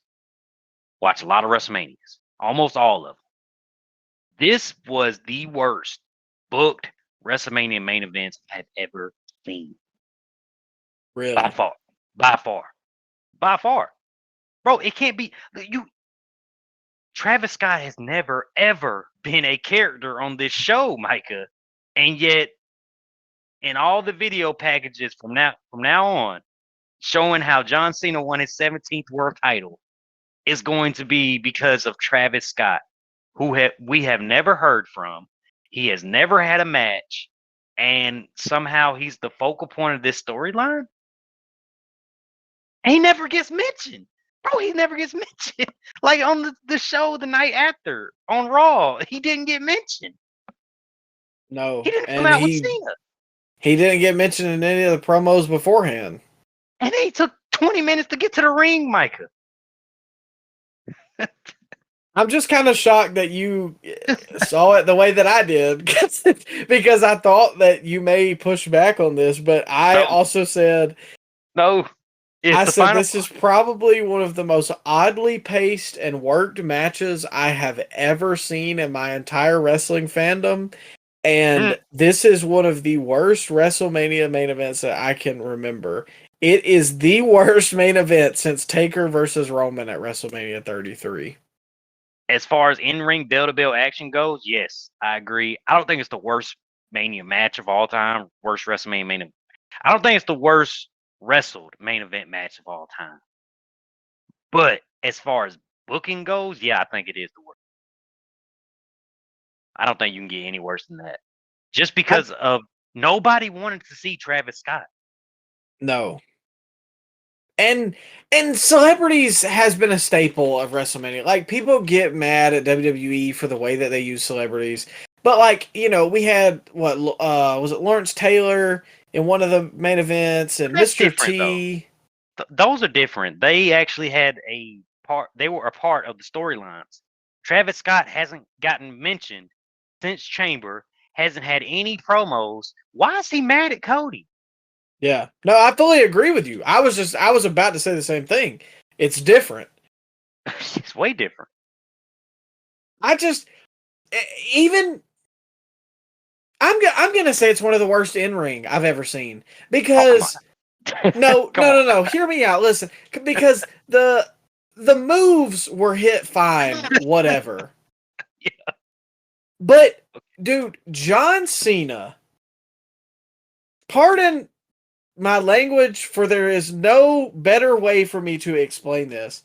John Cena bent Cody Rhodes over for 20 minutes of this match and absolutely made him look like his little, you fill in the blank.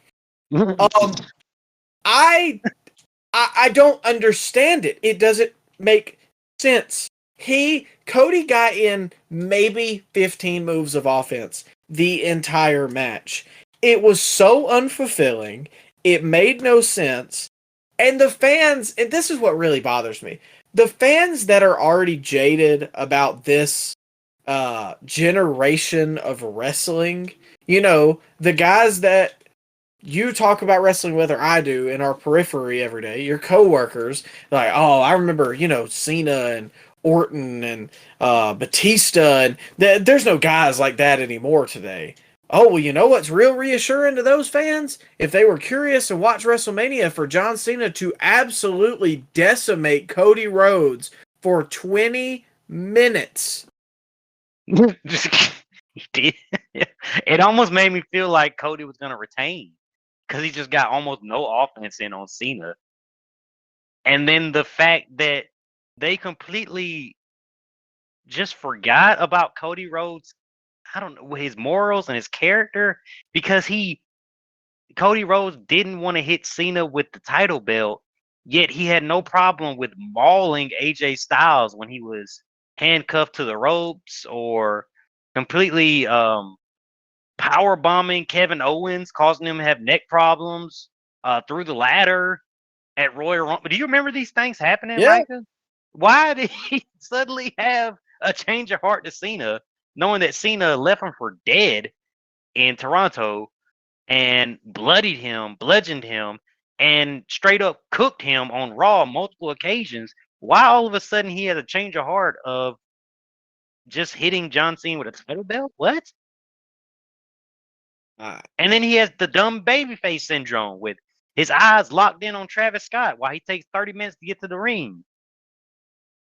That is what, listen, when they got the ref bump, I expected a run in. We both sat up in our seat, we're waiting for the final boss.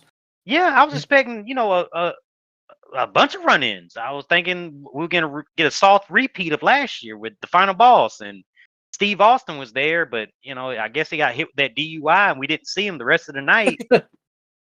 And I was expecting, all the pomp and circumstances, because certainly they need something to save this main event.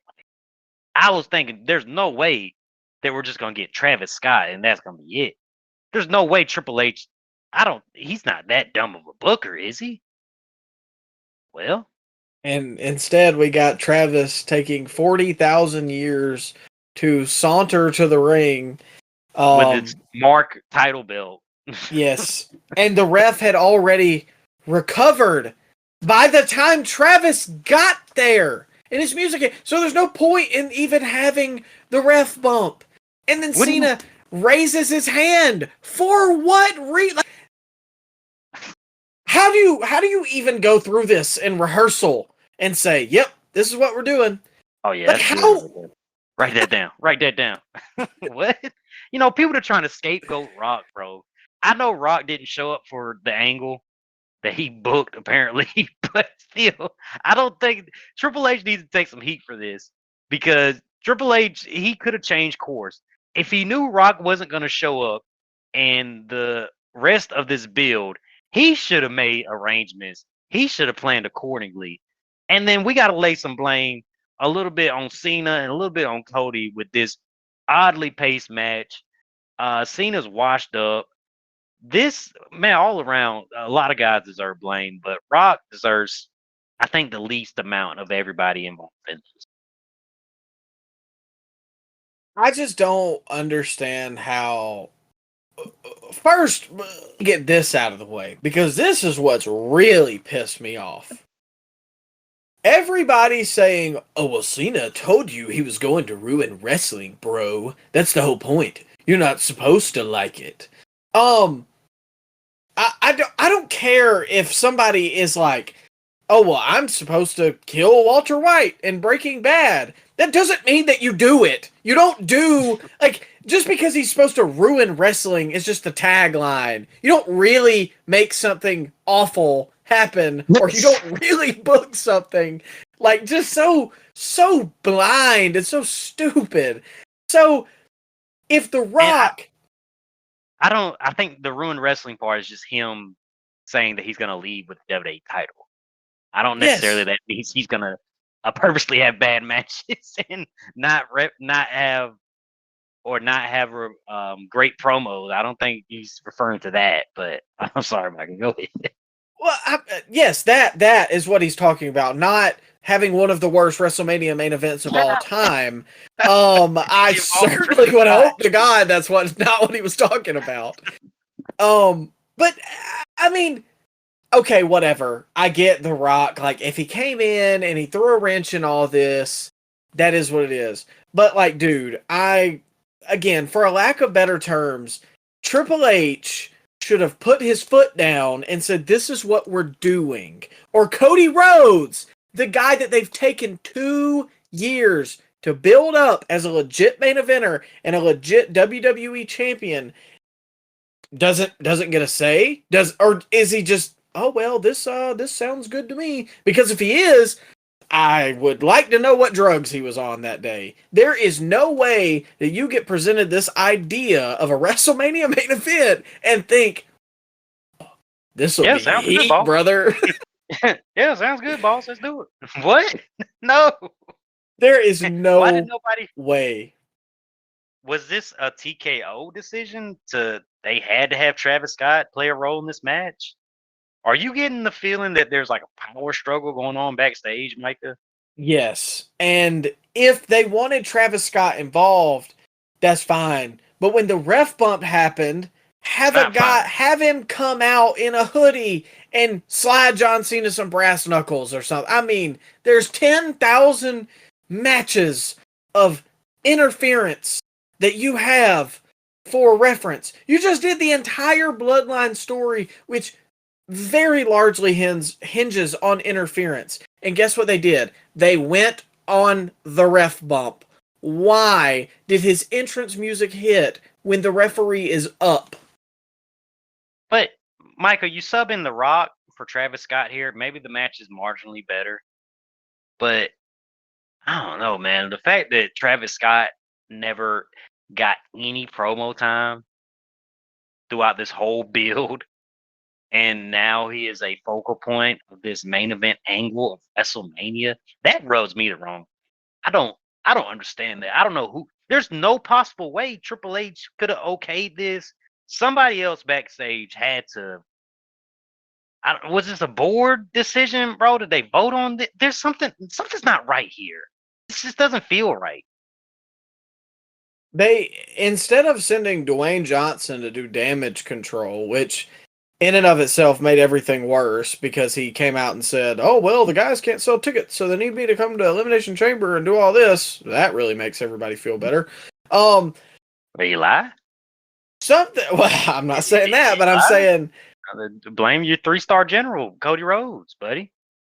Somebody needs to do something about what is going on, because or something needs to come out about it instead of just, oh well, this was the highest grossing WrestleMania of all time. Well, no duh, when you're charging $15,000 a freaking ticket. The problem is this was the most layup WrestleMania of all time.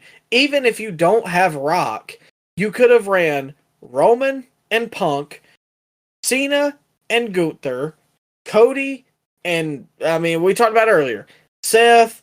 I mean, there was so many other ways to go than what you did. And I was okay with him going this direction. I thought the end of Elimination Chamber was magnificent.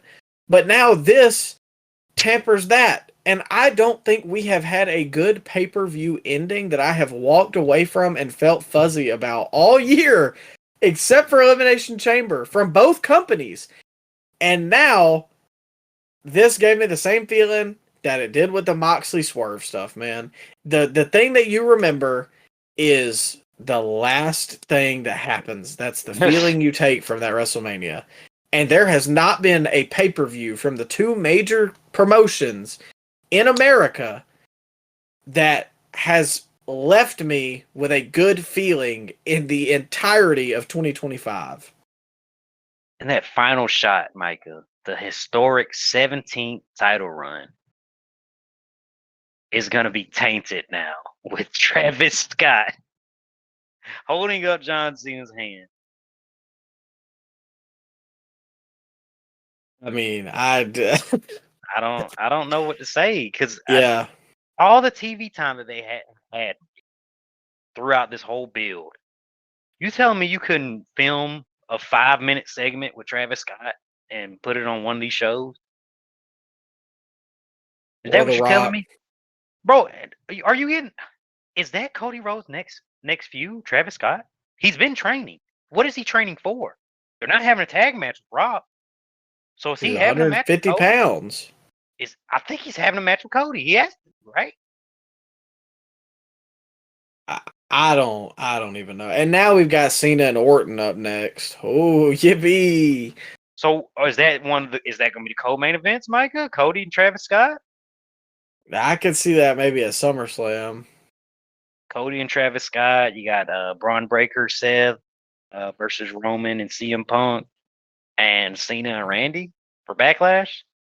Is that your top three? I don't think we get the Cena, or I don't think we get the Punk Roman team up just yet. I think that's again down the road. You know, they like to drag everything out, but I just Such a bad taste in my mouth, man, from the end of WrestleMania. The tail like of I two. said, it is one of the worst that I can remember. Like even 38, you know, had the Brock and Roman match, and it wasn't horrible, but it kind of ended abruptly. But I was like, you know, you expected it. You expected Roman to win. 39, as laughable as it was that Roman lost or Roman won, I did not get the disgusting go away. I don't want to watch this anymore feeling that I got from WrestleMania 41. How much blame are you putting on The Rock here? I think it's 25 Rock, 25 Cena, 50 Triple H. Yeah, I'm going a little higher on Cena, man. Because he ain't committed to this heel run, man. Let's just stop the charade. Turn him back babyface. He's not committed. He's not cutting heel promos on the guys that I want him to cut heel promos on. He's cutting heel promos on us, the fans. Yeah. Which makes no sense because we've been on his side, not us personally, but the fans have been on his side since like 2020, 2021. They've been cheering him. And Universally. it's the last year. I mean, it's Kobe going to Boston for the last time. Like, those fans have hated him historically, but they're going to cheer him because it's the last time they get to see Kobe. The fans in the arena aren't going to boo John Cena, man. I don't care. The only reason they boo John Cena is the same reason that they boo Dominic. Did they really dislike Dominic? No. They're in on the joke, and they're smart fans booing Cena because it's what we're supposed to do. But people are getting to see him for the last time. So it's too little too late for the heel turn. And this is again, I don't know how many times I have to say it. This is the worst WrestleMania main event that I can remember. And I think it's the worst ending to a pay-per-view all year from AEW and WWE. Because for Dynasty, like, yeah, the Moxley stuff stinks, but I can't say that I at least didn't expect it. I had hope going into this match that it was going to be pretty good. And I was like, okay, you know, the Cena heel turn will pan out. And this is one of the most unfulfilling moments as a wrestling fan I've ever had. I didn't know what to say then, and I really don't know what to say now. They have a lot of damage control they have to do a lot of damage control on this Cena heel turn because this may go down as one of the worst heel turns of all time when it comes to like initial hype and initial fanfare. If they don't turn this around, Micah, this might be one of the biggest flops that they've ever done. And this might kill the golden goose here. We've been on a hot run of WWE the last couple of years. We turned into a little boom period. But like I think I told you night 2 or night 1, I'm feeling the wheels falling off here, man. I'm thinking I think this is it when it comes to the boom period. This might that Mania main event, that might be what we all look back to when it comes to like the documentaries of what ended this. I don't know what they're gonna call this era, but what ended this era? Somebody said, "Welcome to spring 2001," and that encapsulates exactly the way that I felt. Yeah, I agree. So, I guess Ryan, what would you rank WrestleMania out of 10? Tale of two nights, man. Night one, underwhelming undercard, great main event. Night two, great undercard, terrible main event. So I'll go solid 5 here. 5. What would I'll you go say the match of best the week. match? Yeah. I go CM Punk, Roman Reigns, Seth Rollins. Match of the weekend. I think I gotta agree with you. Basically on both of those because I, like you said, I think if you swap now, God Almighty, if you had night one undercard with night two main event, I mean, Jesus. Yeah, that might have been WrestleMania 9. WrestleMania 9 type levels of bad.